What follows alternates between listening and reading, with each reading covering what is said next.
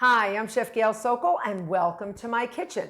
Today we're going to be discussing the best tips for the best biscuits ever, because some people have trouble with biscuits.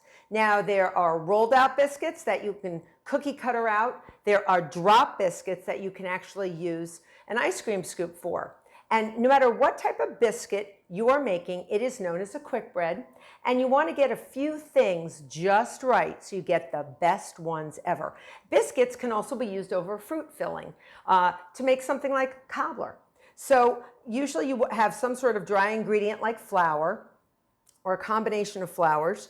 Your sugar is added, some form of chemical leavener like baking powder and or baking soda, and you usually have ice cold butter. This butter just came from the refrigerator. It's cut into cubes and it's not mixed into the flour and dry ingredients until it's completely smashed together like you would, let's say, for a cake batter.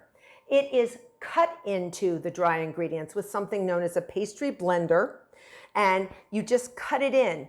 And that's the movement you make. If you don't have a pastry blender, you can simply cut your butter in with a fork and knife, just like that. And you want to cut it in until the butter becomes pea-sized pieces.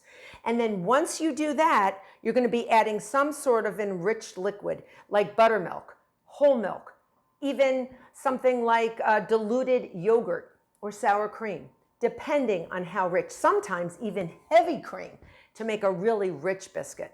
And then what happens is in the oven, those little pieces of butter that are not thoroughly blended in, they melt in the oven because biscuits are baked at a pretty high temperature, usually in the 400s, 400, 450, 425.